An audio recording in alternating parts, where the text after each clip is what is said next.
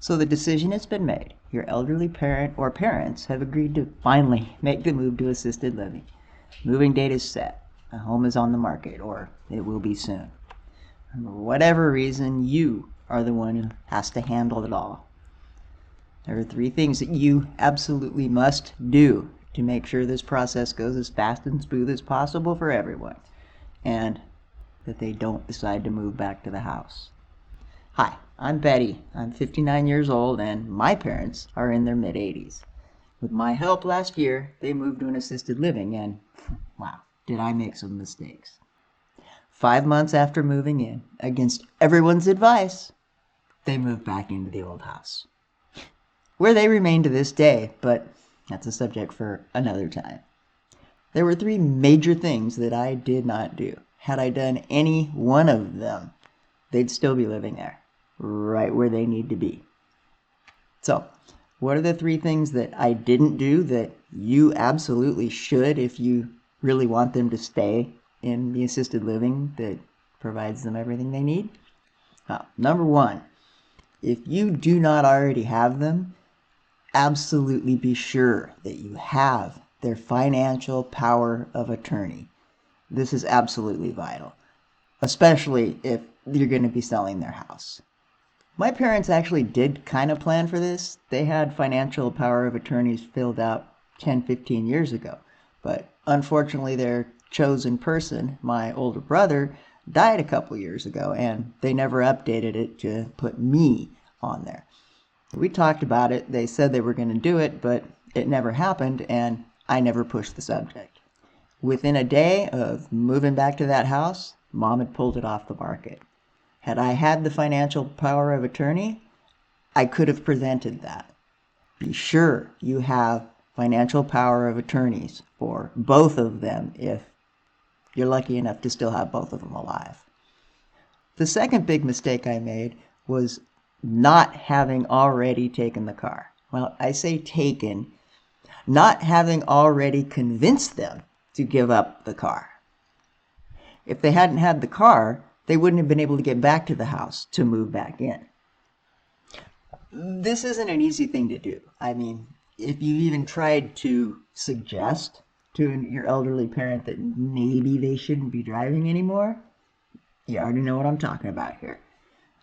This is really important, though. They're going to have all the transportation that they need available to them at assisted living.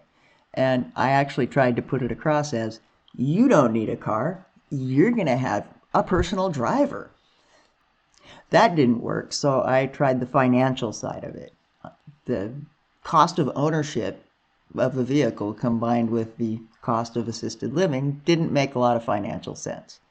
Get those car keys and get that car away from them. As soon as you have that pink slip, turn around and sell that vehicle, give it to a grandkid, pass it on to somebody. Make sure that they can't decide they want it back. So this brings us to the biggest mistake I made. I didn't empty that house fast enough. The most important thing, the thing that you absolutely must do as soon as they move out of that house, empty it as fast as you possibly can. I mean it. Don't take the time to sort through things. Don't take the time to hand things out to the kids and the grandkids, and don't do it. As soon as they've moved, pack everything up except what you know is going to be donated. Move it to your garage, move it to a storage unit. I know. You don't want to have to deal with this in the future. You just want to get it done. You don't want to have all this stuff piled up at your house. But an empty house is a house they can't move back to. And that's the goal here. The goal is to keep them in a place where they are safe and cared for. In my case, I took a couple of months. The house was on the market. I figured, I've got time. When they decided to move back, there was still pretty much everything they needed to just slip back into life. Don't make my mistake. Empty that house as fast as you possibly can. It's a huge relief when your parents finally make that decision to move to assisted living. It's also an emotional and exhausting process for you and for them. Do everything you can to be sure that they stay where they have decided to move to. Get those power of attorneys. Get and sell that car. And by all means, empty that house as fast as you possibly can. Have you moved your parents into assisted living, or are you in the process right now?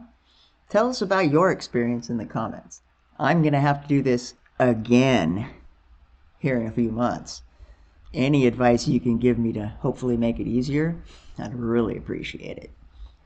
If you've made it this far, thanks so much for watching. If